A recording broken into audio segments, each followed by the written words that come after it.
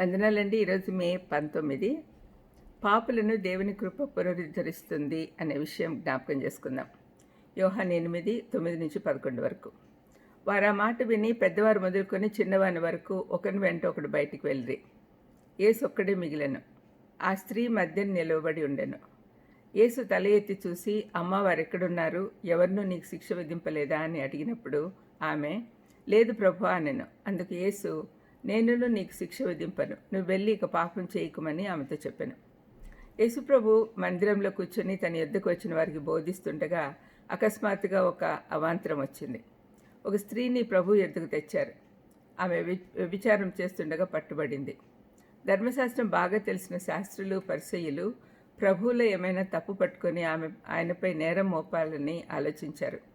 ఆ పరిస్థితిలో ప్రభు ఎలాంటి నిర్ణయం తీసుకుంటాడో చూడాలని వారు ఆశిస్తూ ఉన్నారు.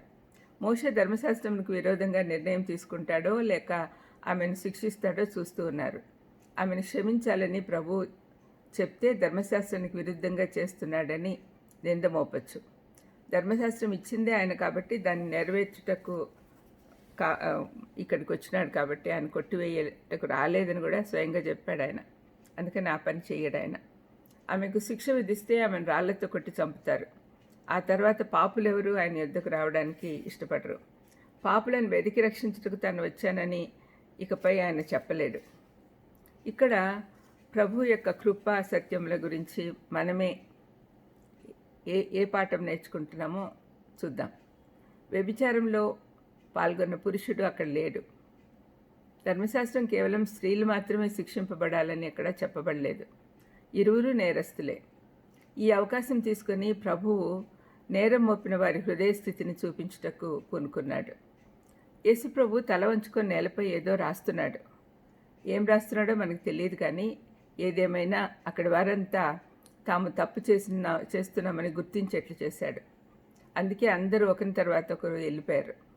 ఇర్మియా 17:9లో హృదయం అన్నిటికంటే మోసకరమైనది, అది ఘోరమైన వ్యాధి కలది, దాన్ని గ్రహింపగలవాడెవడు అని వ్రాయబడి ఉంది.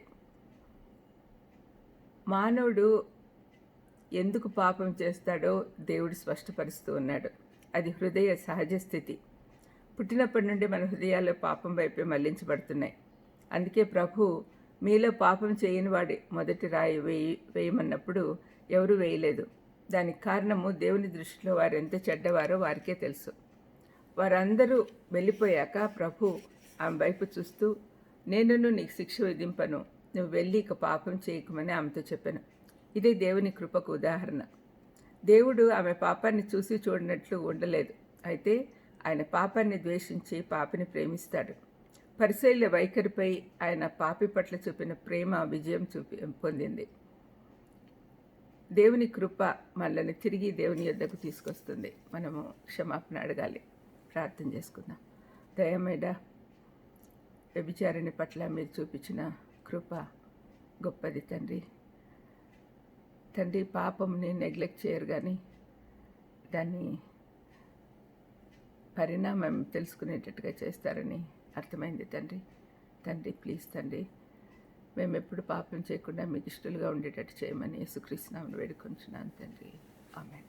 God bless you.